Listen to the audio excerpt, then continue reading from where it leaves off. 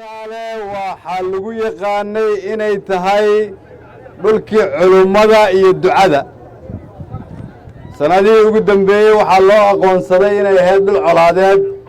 maantay waxaan isugu nimid inaan baabi'inno taariikhdii 3 sano oo la soo dhaafay ee khaldantay oo aan bilowno taariikh cusub oo ah tii aad hore u lahaan jirteen dhulkii culimmada iyo halyeeyada haddii ilaah yidhaahdo.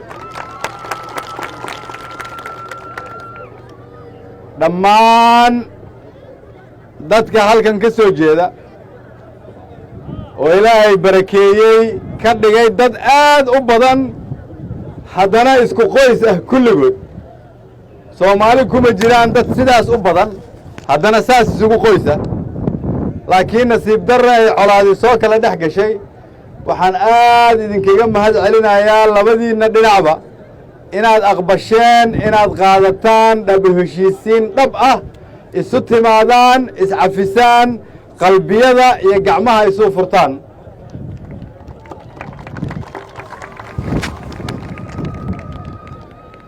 waxaa ila socday dad walaalihiina oo dhuusamareeb iyo huursho naga soo raacay oo u yimid inay magaaladooda soo degaan, guryahooda iyo iskuulladooda iyo ceelashooda inay dib ugu soo laabtaan. diyaar ma u tihiin inaad soo dhowaysaan? si fiican idinma maqlin. diyaar ma u tihiin inaad soo dhowaysaan?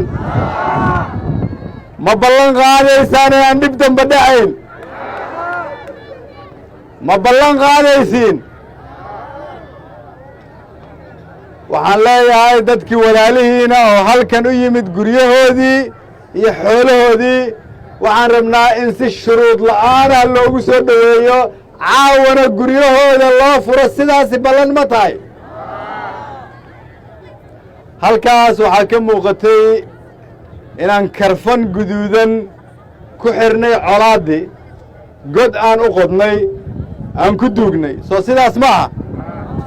taasoo ka turjumaysa mar dambe inaanay huurshe iyo xeraale colaadi ka dhici doonin oo lagu aqoonsan doono nabad keliya. soo sidaas ma aha? waxaa kaloon isku raacnay annagoo wada jirna inaanan u dulqaadan doonin qofkii isku dayda inay colaaddaas soo noolayso. meel ma uga soo wada jeesanaynaa qofkii isku dayda inay colaaddaas soo noolayso? si fiican idinma maqlin. meel ma uga soo wada jeesanaynaa? waxaan rabaa inaan idiin sheego dawladdiinna oo dhan oo ugu horreeyo madaxweynaha, ra-iisul wasaaraha, xukuumadda, labada aqal, kulligood way isku raacsan yihiin, wayna isku garab taagan yihiin inaad aastaan colaaddan.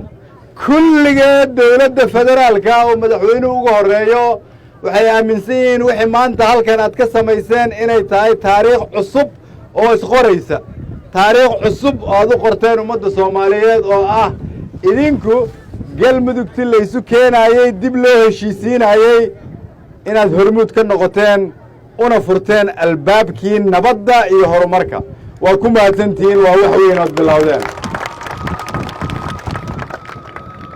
laba habeen ka hor waxaa la lahaa xeraale iyo huurshe maxaan ka yeelnaa? xalo waxaa la lahaa ku dayo huurshe iyo xeraale, ku dayo reer fuqi maxamed. halkaasaad maraysaan, waa idiin ambaleelayaa. taariikhdu waa intaas. waa wiil iyo gabar, waa odayaal iyo dhallinyaro iyo siyaasiyiin ku dhiirada inay sameeyaan wixii hore wax ka duwan. taasaa noo keentay maantay inaan ku guulaysanno inaan godkii ku ridno maradii guduudneed. idinkana reer galmudug ay idin yidhaahdaan waxaan rabnaa inaan ku daysanno. yaa ka fikiraayay 2 maalmood ka hor in la yidhaahdo xeraalaha lagu daysado? caawa waxaad joogtaan inaad tihiin hormuudkii reer galmudug iyo hormuudkii soomaaliyeed. yaanay idinka fakanin, gacantaa la idiin soo geliyey. dhammaan hay-adaha dawladda oo halkan jooga, amni iyo wasaarado, waxaan leeyahay waa inaad 100% la shaqaysaan walaalaheen, la adkaysaan nabadda, la dhuudhuujisaan waxa ka dhiman, tababarka ay doonayaan aad u furtaan, baahida ay qabaan aad kala shaqaysaan. dhammaan hay-adaha horumarinta dawladda waxaan leeyahay laga bilaabo maanta waa inaad la shaqaysaan reer huurshe iyo reer xeraale baahiyaha ay qabaan oo deg degtaana waa inaad sida ugu dhaqsaha badan u caawisaan hay-adaha caalamiga ah oo ka howlgala dalka soomaaliya idinkuna dalkan waxaad u joogtaan inaad ha qabtirtaan baahida dadka soomaaliyeed maanta waxaan joognaa meeshii ugu baahi badneed dhammaan hay-adaha horumarinta iyo gargaarka waxaan leeyahay waa inaad sida ugu dhaqsaha badan u timaadaan huurshe iyo xeraale waana idinkula xisaabtamaynaa inaad caawisaan dadka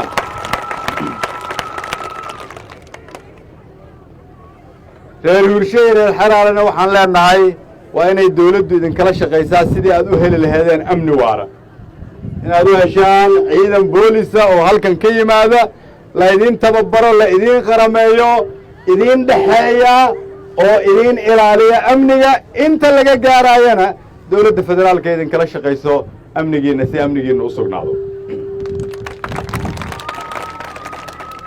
laakiin amniga saxda ah oo muhiimka ah waa midka qalbigiinna ku jira waa midkay tahay inaad iscafisaan waa midkay tahay inaad aqbashaan colaadu waa lagu daalay nabad uunbaa wax lagu hela waa midkay tahay inaad aqbashaan midnimadu inay xoog tahay kala qoqobnaantuna ay hoog tahay waa midda ay tahay inaan halkan ku aragnay dad walaalo ah oon sannado issalaamin inay maanta isi salaamaan waa ina midda aan ku aragnay in wasiir saadaq ay tiraahdo hooyo halkan joogta hooyadiis baana ay hamuun u qaado isaguna sidaas oo kale waa midda halkan joogto ah inay walaalo is arkaan aan horey soo arki jirin lama qaadan karo idinkoo dhashii culummada ah dadkii laga soo gaaray diinta in halkan ay ka dhacaan wax noocaasa mar dambe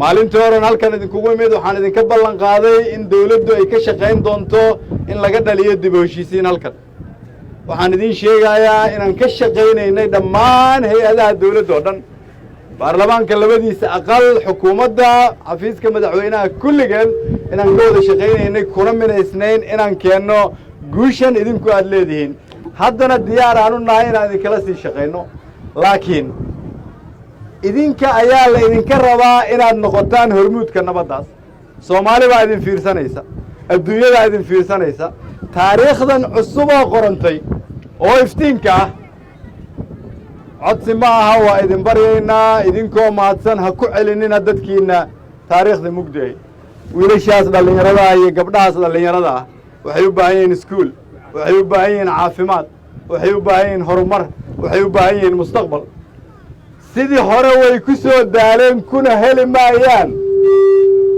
haddii aad ku sii waddaanna adduunyadana waad ku halaagmaysaan aakhirana waa laydinku cadaabayaa